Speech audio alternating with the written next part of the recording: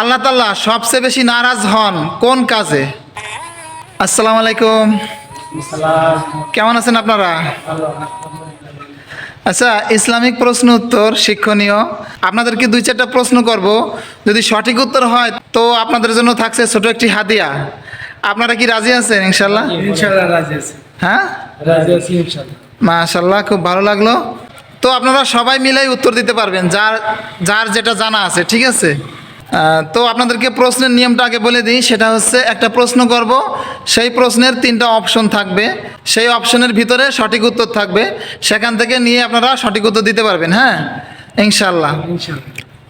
তো আপনাদের জন্য প্রথম প্রশ্ন, আল্লাহ তাআলা সবচেয়ে বেশি নারাজ হন কোন কাজে?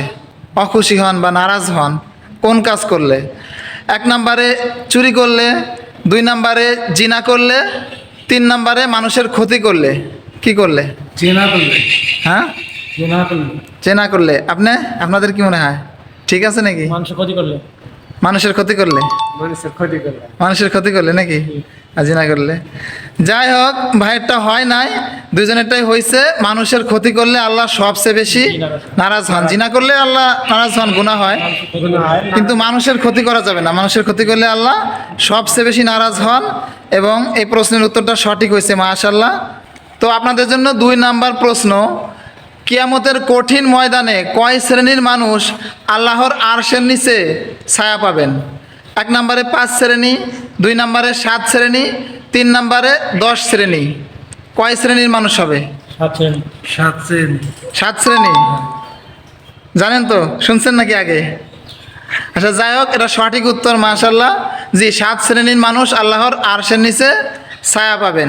এর ভিতরে আছে যে যুবক ইবাদতের মাধ্যমে তার যৌবনকাল কাটাইলো, যে মানুষ মসজিদের সাথে সংযুক্ত থাকে, যে শাসক ন্যায়পরায়ণভাবে দেশ চালায়, এরকম আরও অনেক আছে, ঠিক আছে? 7 শ্রেণীর মানুষ, মাশাআল্লাহ, এটা সঠিক উত্তর।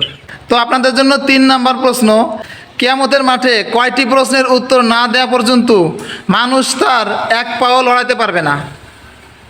3টি প্রশ্নের উত্তর। 3টি। আপনি? 3টি।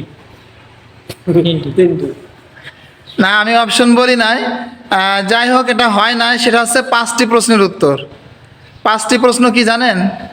যাই হোক, আমি বলে দিই। সেটা হচ্ছে, তোমার জীবন কোন কাজে ব্যয় করছো?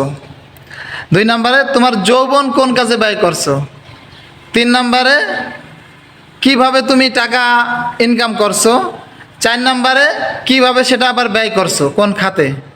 আর 5 নম্বরে, তোমার জ্ঞান অনুযায়ী, এলেম অনুযায়ী কতটুকু আমল করছো। বুঝতে পারছেন? এই 5টি প্রশ্নের উত্তর না দেওয়া পর্যন্ত কেউ 1 পাও লড়তে পারবে না কিয়ামতের মাঠে। তো ভাই, আপনাদের জন্য শেষ একটা প্রশ্ন, কোন নবীর হাতের লাঠি ছুড়লেই সাপ হয়ে যেত? 1 নম্বরে ইব্রাহিম আলাইহিস সালাম, 2 নম্বরে ঈসা আলাইহিস সালাম, 3 নম্বরে মুসা আলাইহিস সালাম। হ্যাঁ, মুসা আলাইহিস সালাম। শুনছেন এটা?